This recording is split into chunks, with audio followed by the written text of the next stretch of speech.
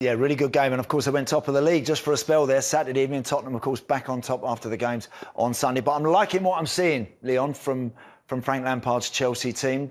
What are you seeing that's making significant changes and progress right now? A spine of the team. I see a settled back four. He seems to have settled on the four players he likes to be in there. He's finally put Kante in the position that we've all felt that he's at his best, that he has the most effect on a team. I think the emergence of Mason Mount, he's now demanding a space on the team sheet, again through the middle, making Chelsea look so strong, so settled. And having someone like Giroud who can come in from the cold and perform at the levels that he has done, I think it gives you in these areas of the field, right through the middle, including the goalkeeper who's been a wonderful acquisition. It gives you real stability, and then you can add your Havertz, your Werner, your Ziyech to the side. You can freshen them up and bring in a bit of magic. Probably Kai Havertz still yet to produce his sparkling best. I mean, they're obviously still early days for him, come for a lot of money, but you mentioned about N'Golo Kante and Thiago Silva and Kurt Zouma. That kind of relationship looks like it's in really good order, doesn't it, right now? It does. It looks fantastic. It's Kante not wanting to sit in there and dictate the play like we've seen Jorginho. What Kante's doing, he's sitting in there and sweeping up. So he fills in these spaces. He fills in these areas. He's up and around these areas. And what that does, it just allows these two to constantly be together as a unit, in contact with each other. And from there, then you've got the responsibility of Mount that may come and fill in these spaces. But Kante's got such energy and such pace that he can actually do all this without you realising it's one man covering what in most teams this season is a two-man job. Very true. Let's have a look at some of these clips to illustrate that then, Leon, because there are some really good examples of that. There we go. Just get the screen fired up. There. Between Thiago Silva, Kurt Zouma and N'Golo Kante. And if we actually show these clips, every time, Leon, let me just move that on because he's just behind the referee there, N'Golo Kante, there. So you can illustrate the point there of the two centre-halves, how tight they can stay together. Centre-halves, but I'll also show you this triangle, which you'll see, I mean, it won't be an exact same triangle all the way through, but you'll see throughout this run, the clips, that this triangle will usually be intact, and it just keeps them two centre-halves in play with Kante in front of them doing things like this. It seems simple. It seems, but you know, he started. I mean, sorry, I'm going to take that back. We're already in one clip, and I'm going deep into tactical analysis on the first clip of the day. But already, you know, just if I run this on slowly, you see this player here making this run behind a fullback. Now, more often than not, what will happen is a centre half sees that. A centre half feels like he has to come over into this position, and then suddenly the gap between these two players is huge. And what Kante gives you is, even from this position he's in now, he's able to cover that, which then leaves these two players still within contact, within their shape, still within their ability. And it seems so simple. He then realises he's gone far enough. The pass can't go in there. He can then still read the pass from that position. Yeah. And it's a wonderful piece of play. He is a supreme operator in this position. And again, I think what I like about this little clip we're going to show here, Leon, if we'll flag him up here, N'Golo Kante. If that's Jorginho, he can't make the sort of run that N'Golo Kante is about to do. He can't track a player that far and possibly stay kind of shoulder to shoulder with him. Which again emphasises the fact that would have meant a centre-half feels like he has to come into this position to try and make it. And what that brings then is Let me do that for you there. That one there.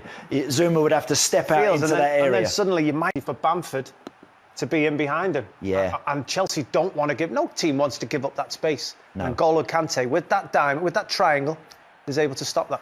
Yeah, and again there, crucially, you're talking about the two centre-halves, pretty tight. They look like they've got everything under control. Kurt Zouma happy enough, looking over his shoulder, not exposed, not in an area out here where he's starting to get pulled about. And again, he can then rely on N'Golo Kante when he has to maybe step in and fill that and block that nicely himself at the near post. Yeah, it's good play. I mean, and Chelsea, you're seeing this. Look at Kante working back, getting into these positions. Again, already stop it here. Look at that triangle. Yeah. We'll see it time and time again. These three players never too far away from each other. Kante always having the responsibility to step in and help stop danger, read those passes, be in a perfect position and try and spring counter-attacks from there. Yeah. You mentioned... I mean, look at Chelsea's shape. Frank Lampard will be delighted with that. You know, you've got your back four all in position. You've got your midfield three. Then you've got your front three. Yeah. That's where they'll want to play. That's pretty good from Frank. And then his team. And I love this clip. You know, it's good defending from Kurt Zouma. Make sure that he wins the header. Yeah. Who's the first to react for the bouncing ball? Of course, it's N'Golo Kante. Yeah. That's the position. That's the position he's taken up. Yeah, don't worry. Keep going, Leon. He sweeps up very well. And what about that for a pass? Terrific pass from Thiago Silva, but we'll come on to him in a moment, such as his quality. Again here, like this one, because that's that run that, again, I mentioned there, without being unfair and unkind to Jorginho, but he wouldn't be able to track runs into this sort of area. And because he does that, again, Kurt Zouma and Thiago Silva are able to make sure they keep an eye on Patrick Bamford and keep close to him.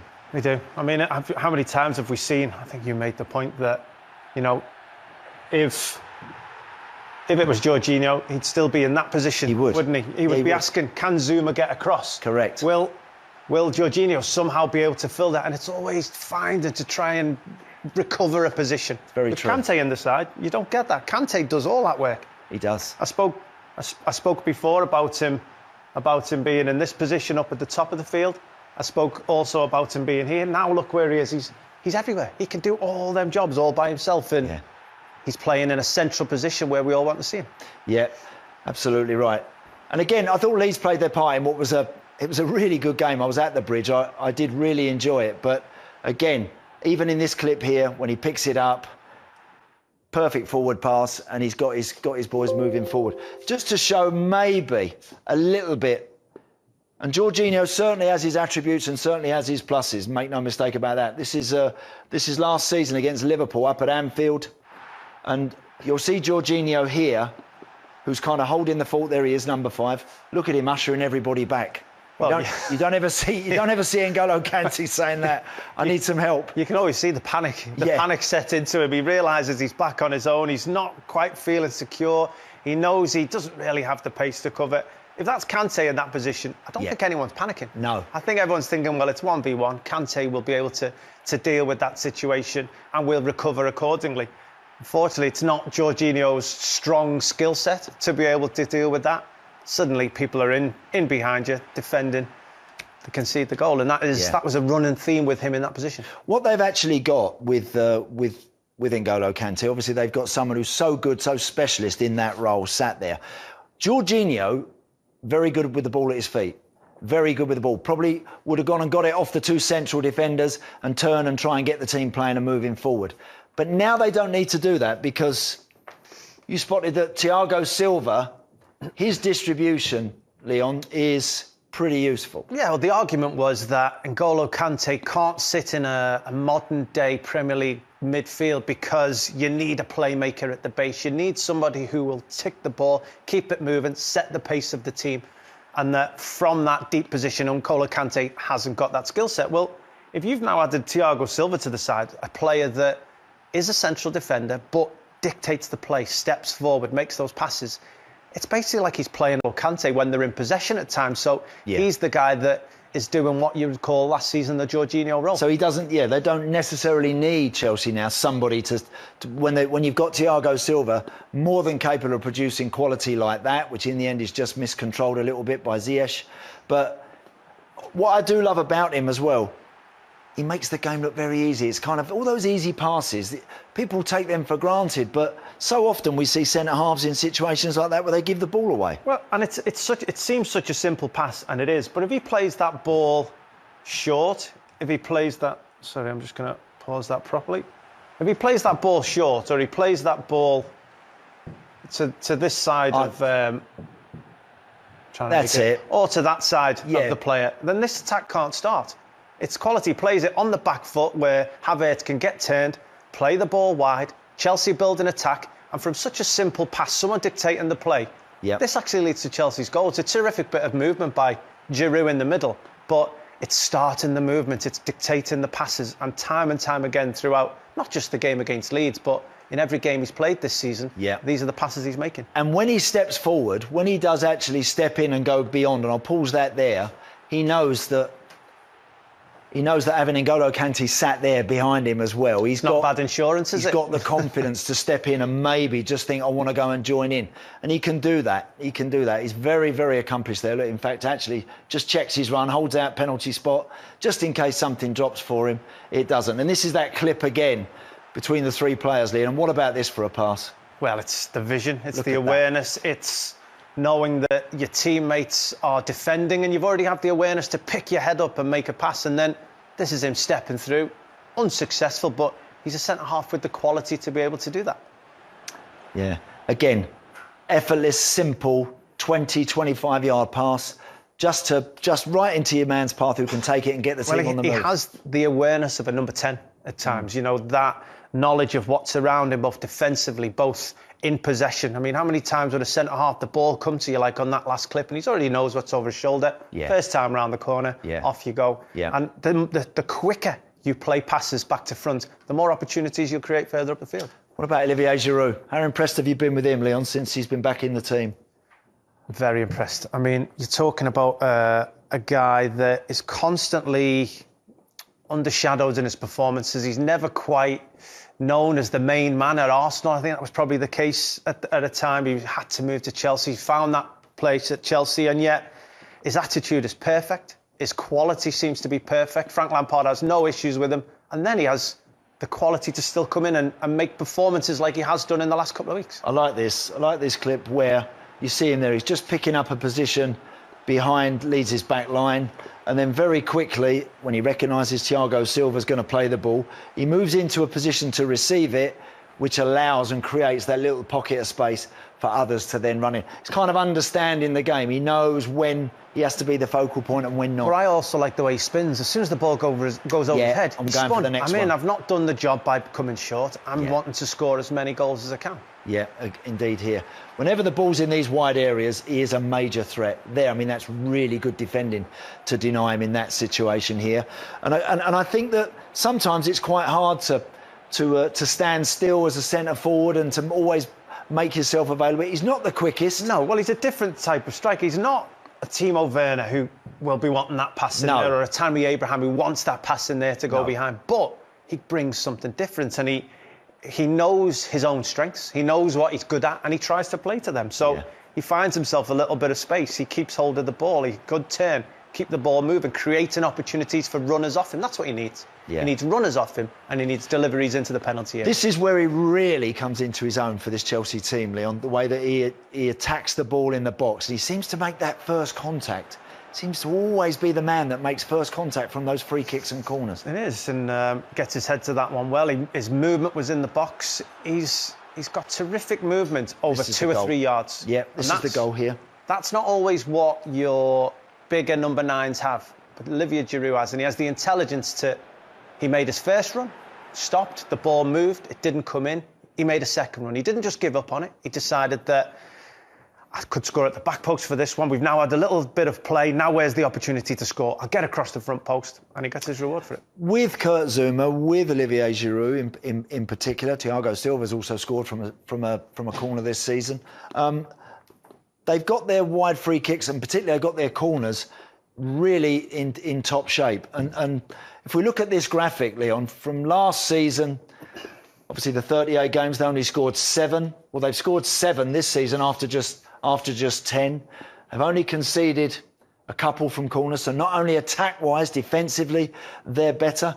Look where they were ranked last season on corners. I mean, that's incredible, really, for a team like Chelsea. Well, it's a huge turnaround. You know, to concede that many goals from corners, you're going to be struggling throughout this season. Okay, they had a few issues with the goalkeeper, which I think Frank thinks he's resolved this season, but corners scored as well. The desire, the delivery has to be good, but the desire to go and attack the ball has to be great. And to be ranked first is fantastic. Indeed. So let's have a look at some of these corners for us. So what are they doing that's working so successfully for them? Well, again, we can actually, let's just get rid of that. We can actually see that the big guys are stacking up in and around the penalty spot. And as ever, Leon, there's a lot of blocking, a lot of successful blocking going on. And if you just want to highlight Olivier Giroud, how do you mark a player that's that tight to his own player? That's the best way I can phrase that. It's difficult. Yeah. But way of creating space. They're all big physical players. I mean, I remember playing against Chelsea teams under Jose Mourinho, and it's a thing Jose Mourinho had about his teams. You looked in the tunnel alongside who you were playing that day, and generally you were always looking up because they're all physical players. Frank Lampard seems to agree with that. He's bought into that. The players he buys, Havertz is a tall fella. Giroud is obviously a big fella. Tammy's a big fella. And they all attack the ball well. Yeah, after that one there, again, he makes that run across the near post. Again here, he's starting from the same sort of position. He's almost at the back of the pile here, Olivier Giroud. And I suppose, Leon, defender's never quite sure if he's going to go that way or towards the front post. What I'd also say, hopefully this works, is you see, I think that there is the guy that's supposed to be marking Olivier Giroud. But because he's gone around Kurt Zouma, and he's come from such a tight position, it's so difficult for the defender to stay with him. The defender has to guess and try and make contact with him when the ball arrives, and it's very difficult to do that. You see, he gets away, gets enough space, and apart from the best defender I've seen this season from Timo Werner, he probably could have scored a goal. Yeah, more on that a little bit later. Let me just pause this here. I just want to pause that and run it back a little bit, because I want you to watch Kurt Zouma here, close to the penalty spot. Now, usually you'd think Kurt Zouma's the man that's going to go and attack it, try and make that first contact. Right, there he is, right there. He's actually got no desire, no interest to go and attack this at all. All he's going to do is work that block. He's just going to allow Olivier Giroud to run across the front of him, which he does right there. There's a little collision. There's a bunch of players there that are all caught on that penalty spot, and Olivier Giroud is on his way and is about to make... Look how much space he gets. First contact, he should score, really. Well, he should, but you talk about blocking off in the penalty area, and some people feel that they're fouls. That's not a foul. Kurt Zouma picks a position, stands still. OK, he turns towards the player, but he doesn't move his position, he stands still. And because Olivier Giroud runs so close to him, so tight, basically brushes down Kurt Zouma's shoulder, there's no way the defender can stay with him. He has to run into the barge. Again, a ruck of blue shirts here, this time almost on the edge of the 18-yard box. Look at Kai Havertz here this time. No real desire to go and do anything in there. By the time the ball comes in, he's actually now looking at his teammates. He's actually facing the wrong way. Well, there's two things. First of all, I love the fact that they rotate the player. It's not one player blocking all the time, which makes it so difficult for defenders to pick up exactly what's going on. But you see Havertz on this occasion. This is similar to what we saw previous, but Havertz realises that the defender's just too far away from him and he can't make the block that time. So it's very legal what they're doing. It's not illegal. If Havertz jumps in his way, that's a foul. But they've started to do it so well. Thiago Silva gets free. Zouma from that position with a run and jump, that's an incredible leap. He has real desire to go win that ball, which I think that's one of the main differences for Frank Lampard's team. They have real desire all over the field to go head the ball. Yeah, they certainly do. Not just attacking corners, not just up the other end of the field, at the top end of the field where it matters. Defensively, they seem to have got it right as well.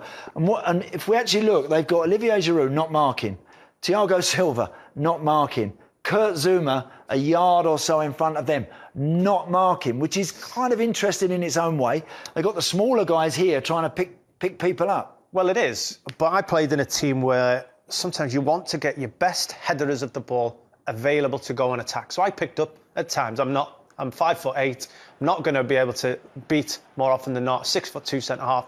But you're causing yourself issues for that player so that your best header of the ball can go and make contact. As long as he has real desire to head it, no matter where it lands, and he doesn't just hide behind it, didn't come into my position, then you're fine. And in Kurt Zouma, Thiago Silva, Olivier Giroud, he has all of that. And the position of Kurt Zouma is what's important here, because if you look at Olivier Giroud and you look at Thiago Silva, for an in-swinging corner, they're in a fine position, but this is an out-swinging corner. It's going to be difficult to... So they can't really make contact with that, can they? No. So Kurt Zouma's position is vital. He's actually along So if you look at the arc it's probably going to go. Yeah. Chelsea have actually got, I think it's Kovacic at the front post, they've got Thiago Silva and Zuma, all in a position to go and head that ball if it comes across. Yeah. And that's with other people marking at the penalty area. I think that's what's clever by Frank. Yeah, indeed. And when that ball is delivered, they've got those big men in the right area. Zuma leaps. Actually, I think it might have been a Leeds head, but eventually they managed to get it clear. So again, what's been very good for them at one end of the field, defensively, they don't look like, Leon, at the moment, that they're going to concede goals cheaply. No, they don't. You know, how many times have you seen a team that can play really well, but then they can be soft at set pieces and give things up and not win games you'd expect them to because they give goals away at set pieces? Well, that was the case for Chelsea last season. They were giving far too many goals away at set pieces. Yeah. But they've turned that around this season. They certainly have. This is that set piece record, Leon. So explain this one for me. Well, this is the goal difference from goals scored to conceded from the Premier League champions over the last few seasons. So when Chelsea won the title in 16-17, they scored 22 goals from set pieces and only conceded 7. So they had a plus 15 goal difference, and that can be vital if you're trying to achieve something, if you're trying to get over the line, that you score more goals than you concede. And all the champions have managed to do that down the season. Last season, Chelsea were a -4. They gave up far too many goals at set pieces, which when you're trying to turn a draw into a victory, that's not the right way to go about it. Whereas this season already, scored 8 goals from set pieces with a +5 goal difference. Can they do it? Can they win the title this year? I think they're in the mix. I think they can compete. Whether Liverpool will drop enough points because they won it by such a canter last season, but there are a few sides that will now believe. Chelsea will be one of them. Absolutely right. Hashtag PL fans, give us your thoughts, please, on whether or not you think Chelsea can or will do it this season. Let's get up to Leroy Rosenia. Leroy, now look, there was let's be fair, it was a tap-in, wasn't it, that Timo Werner missed at the weekend. But he's not alone. There's been a few of them. There certainly has, Andy. I saw that, 8 they scored from set pieces. Look, it should be 9. But, we've been screaming out for someone to be on the post and defend it. And Timo Werner did it absolutely brilliantly at the weekend. Just the problem, he did it for Leeds. How did he miss that? And at the second attempt as well, it was really poor. But you know what, Andy, we'll see it in close. I've been really busy. Actually, I'll rephrase that. The production staff have been really busy looking for some worse misses than Werner's. And you know what? I think they might have managed to come up with a few. I think this one coming up might be worse. I don't even remember this, Andy. It's Liverpool, Ronnie Rosenthal. I do. Yeah, David James kicks it long down the pitch. Ronnie Rosenthal, just to keep it to beat, goes around him. Actually beautiful. Hits a crossbar. Surely there's not a worse miss than that. There can't be. Not in the history of the Premier League. Well, you know what? There is. And you know what? I was talking about this guy. He's an absolutely fantastic player. This is for West Bromwich Albion, but for Arsenal, Kanu, he misses from a yard. There can't be. No, surely there can't be one worse than this. And there is. This one, Darren Bent. He misses at the far. It gets worse. Torres, £50 million he costs to Chelsea. Surely off his shin. There can't be anything worse than that. You know what? There was. And this is recent. Raheem Sterling, I love the guy. I think he's a great player. But then, and he has a tantrum as well at the end. I think that might be the worst one. What do you guys think?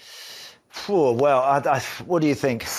Looking back, I think Torres for me. I think the fact that he's gone round the goalkeeper, everything seems so calm. United had all but given up and somehow shinned it wide. I think that was so surprising when I watched it live. Yeah, there's a few belters in there. You must have had 1 or 2, Leroy. Come on. What, me? Yeah. In black and white, Andy, maybe not really on film now. I think, it might be in the archive somewhere, but I can't remember one, fortunately.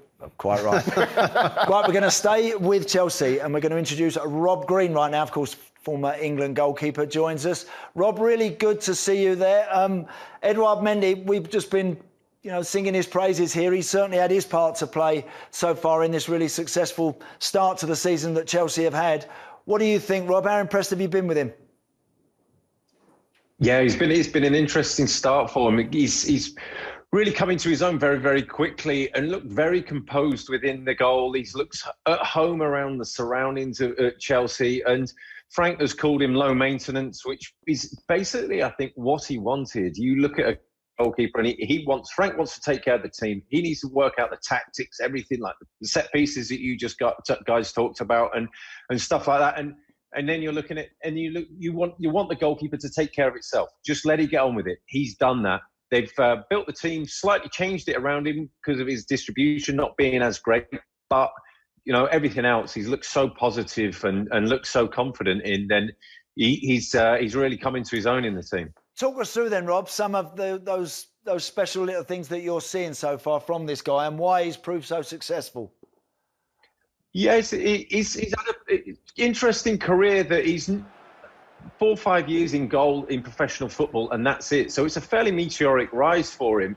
Technically, he's not great. And if you pause it on when just roll it back to his strike on the strike of Rashford, that's perfect. Thanks. You look how low he gets in the save. Yeah. Technically, you want to be higher. His hands are too low. They're down by his ankles. And what that entails is it's so hard to get out of a set position. His legs are very wide. And from that, for a mere mortal like me or other goalkeepers, it's very hard to get out into a dive from that because you're sat down. Virtually, if you could put a seat underneath him and he could sit on it, and you're not reactive. So it's very, very difficult. What he has got is amazing attributes in limbs that are as long as you want. And from there, if you look at where his limbs are from there, he can cover the goal with his legs. And also the ability to, because you see him falling backwards. That's because he's so deep in the set position, and his legs are way beyond 90. So technically, it's something that works for him. But you ask other goalkeepers to do it, it's very, very hard to replicate. Rob, he wouldn't have been taught that. So do you think this is something that he's developed himself? This is his style. This is what's unique to him. Absolutely, yeah. It's something that's just his technique. It works for him. He's 6'6". He's not 5'8", as Leon claims to be, and it's something that he realistically, you look at the tall keepers, you look at your Thibaut Courtois, who was at Chelsea, Petr Cech, they do tend to get very low. There's a worry about being low down when you are that tall. That has its own problems in reactions, in adjusting to things. That's something he's taught him. He's got himself to do. If Chelsea can sort of fine-tune that, they can get so much more out of him because he's got so many good attributes in his game and in his physicality. Another example, Rob, here of up at Newcastle of, again, this getting low, really crouching down to make the save. Yeah, and this is a wonderful example. And if you roll it on to when he's just about to make his strike up against Almiron, if you take it back to where he's shooting, please, Andy, you can see how deep he sits just there. Yeah. It's him sat down in that position. Again, he gets low. His legs have got to be really wide to be able to get there. You see his hands are down by his ankles. It's a very, very low, difficult position to get up out of. Rob, and it's from that. Yeah. So, Rob, I was just going to say, to me, and I look, clearly I've got no idea, but that looks like a really natural position for a goalie. Are you telling me that that's kind of not a natural position, really? Because when I see a goalie with his hands there, I think he's ready kind of to make a save if he has to. Whereas, are you saying that traditionally is kind of a little bit too low? It's something that you're right. It's better than the previous example but his hands are very, very low. You're looking at them and it's difficult where I am now, but you want them about hip height. Right. You want them in what we call the neutral position. Okay. And you want them out in front of you. At the minute they're down below his knees, he can't see them. Okay. It's like going into a boxing ring and putting your hands behind your back. You want to be able to see your hands. Do you need to see your hands? Surely you know where they are. Well, when you've got a ball flying at you at 70 miles an hour, there's various other things that might concern you. So, yeah. But the main concern from this is the knee flexion. If you look at his knee flexion, it's very, very close to 90 degrees. That makes it so much harder. But on this replay, if you pause it from when he touches the ball, you look at the attributes he's got. He's managed to get out of that incredible position into a full stretch, into a full power along with the levers that he's got. He manages to make a top save because that's going in top corner or close to top corner, and something that there's more to give is the point that I'm trying to make. Yeah. Is that if you refine that, if you home tune it, there can be more. Yeah, no, indeed. Let's move on to the next one. I got it. And it's this one there. You got it, Leon? Yeah. That's it. And this was a great save, Rob, this one, because not only was it a great save, it was a defining save for the game as well, wasn't it? Massive save at the end of the game, and it's a brilliant. This also highlights a wonderful example of him. You can roll this one right through clean and just have a look at the replay behind, from behind the goal of when it comes up, and it shows Mendy. And we talked about getting low, talk about getting wide. If you pause it there, that's perfect. Look how wide his stance is. You want your hands to be even at and level. There's not one point where they're matched up and level and he's balanced. No. What you want is a goalkeeper. If you imagine yourself we describe it as a triple extension. If you wanted to jump as high as you can, you would use your ankles, your knees and your hips in a position where you dip down and drive. He's got his legs splayed so wide that his knees are very, very difficult to bend. He's got his hips are basically taking up all of the flexion that you can get. His ankles are providing minimal. But what he has got from his hips is such power. He can get out into a huge save. So if you roll it through in slow motion, I mean, his arms go pretty much everywhere. His hands go, you can see the movement that's there. Yeah. But what he does do is get across the whole of the goal in one huge motion. There's no footwork. It's just one big stride. And you look at it and you say, from there, that hip drive is giving him all that power to get into there. What he's missing out on is his knees and his ankles. So he's using off 1/3 of his actual attributes to get the whole of the way across the goal. It's incredible to watch. And you see that and you think, wow, he's got so much more that he can use if he can take it into a game. Yeah, so with those amazing physical attributes, Rob, that he's got, what else what's he got to add technically to become the supreme shot stopper? What do you think? I think it's just fine-tuning. It's that balance. It's finding the smaller movements within a goal that help. And you talk about the set position. If you are more balanced, if you're even there, your hands are in a neutral position, you can see them, you know where everything is, then you can, that's the start and basis point from everything for goalkeeping, from shot stopping. If you're there, you're not too low, you're in a nice neutral position, you can go from there. It's taking that into a game, because the habits and what Mendy will do when he goes into a game, he'll go back into his own old habits, because subconsciously he'll be in a panicked mode. Yeah. And he'll just want to focus on the ball and want to know where to save it and where to go. So he will go back into his old habits. To recorrect that is boring, it's dull, it's hours and hours on the training pitch. It can make it worthwhile, because there will be more saves where he could